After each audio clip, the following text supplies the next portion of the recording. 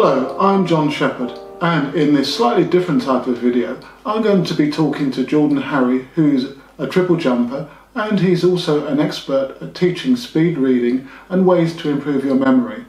Well, what's that got to do with athletics? Well, it's going to teach you how to improve your performance by reading more about your event and how to read more effectively. And Jordan's also going to talk about some memory tips, ways to improve how you can remember to do certain things, which is obviously going to be crucial when you want to learn, for example, the technique of your event. So let's hear from Jordan. Hey there everyone, my name's Jordan Harry.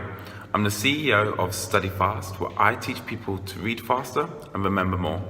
And I'm also a triple jumper. So when I'm not teaching people how to read faster, I jump into sand. So how does speed reading and memory training help with triple jump or athletics in general? Well, the first one is that by reading more about your event, you improve. It's that simple. And the way you can do this is by starting a tiny habit. Tiny habits are brilliant. This is simply saying to yourself, I'm going to read about my event, about my discipline for 2 minutes each day. Now, 2 minutes may not sound like a lot, but that is the science behind it. Because it's so small, you're more likely to do it. And what you'll find day by day, as you keep to this routine of reading for 2 minutes, some days you'll read longer than 2 minutes. And it's all about consistent, effective repetition. So by starting a tiny habit like that, you'll see large improvements. Now, not only creating a tiny habit, such as reading every day, memory. We all have forgotten our spikes, our spike bag, our tape measure, our lifting chalk. This is common, and the way you can make sure that you never forget something at home ever again is by putting things into the same place every single day. This comes down to having your wallet in your left pocket. It takes the whole process of memory out of the equation, knowing that if it's not in my left pocket, where the hell is it? It's the same with remembering your spikes, putting your spikes into a certain bag or in the boot of your car and leaving it there. So if you can't find your spikes, it's got to be in the boot of my car, and if it isn't, well, then you've got a headache. And finally, tell yourself a story. We used to do this when we were kids, and this is why kids rarely forget things. If you need to remember to do something when you get to the track or to the gym, create a story. So for example, I needed to remember to buy myself a new nightcap and to get a massage. So I remembered that when I got home, there was me outside my house on a massage bed with a nightcap on. Such a weird abstract image. I hope to never see myself topless in my short shorts with my nightcap on getting a massage outside my house at 9 p.m. But because it's so vivid and visual, our brain loves that and it hooks onto it. So then when we get to our house, we see that visual image and we're like, yes, I need to put myself a massage and buy myself a new cap. So that's how speed reading and memory training has helped me and can help you in your athletic pursuits. The next question John wanted me to ask was, how is triple jump going? Well, at present, my PB is 14 meters 51, I believe. Go check that on the Power 10. And this season, we'll be looking to go for that promised 15-meter land. On top of that, with triple jump, it's extremely impactful on the knees. If you speak to any triple jumper or long jumper or high jumper, you will find that we will have some sort of knee problems. So for me, this season, one of the main goals is looking after these knees, and touch wood, so far, that's the case.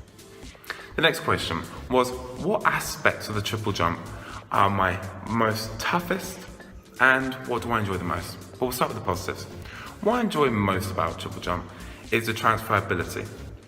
At present, I do karate, and what I find is regardless of what sport you do, to a degree, there's so much that can be taken over to triple jump. Whether it be strength, speed, mobility, there's going to be elements that you can take into triple jump and take from triple jump into another sport. I'm biased in saying it, but I feel as triple jumpers, we are probably the most well-versed athletes because we have to be weightlifters, we have to be sprinters, and we have to be jumpers. The next aspect that I enjoy is the travel. I'm fortunate enough to say that as you get better with athletics, it's the easiest sport to go far in. Now, the toughest part. Toughest part for me is the 80-20.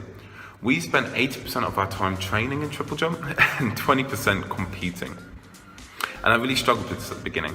And you often get competition athletes and training athletes that perform better in training than they do in competition.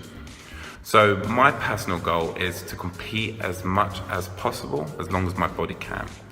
I know some athletes and coaches won't recommend that, but for me, I want to get so much from this sport. And the second part is remembering the deadlines for competitions. And this comes back to memory. It's ironic, right? A memory trainer forgetting when to submit an application for a deadline.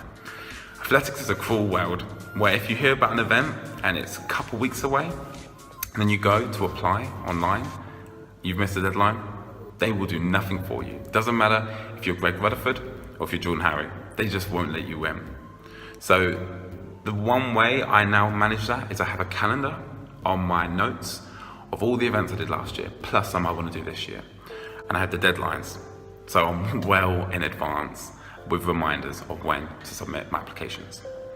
And the final question that John wanted me to answer was tips for aspiring jumpers. Well, the first one is don't let athletics or anything be your only identity.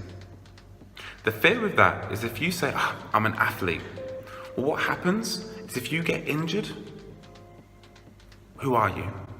And this is common. I think we can all relate. When we get injured, we're known by our friends as Samantha, the triple jumper, or Jason, the pole vaulter. Problem with this is we have a social impression that we have to keep up, especially on social media. Hey, why haven't you posted any training videos? I need to post this gym session today, or it didn't count. It's these little things that can cause us massive mental issues.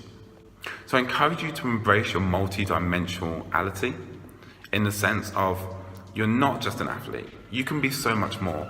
You're a son, you're a husband, you're a martial artist, you're an artist. You need to look to embrace your other passions and your other hobbies. Because when you do come back to the track, you'll have a lot more energy. And this is great to switch on and off.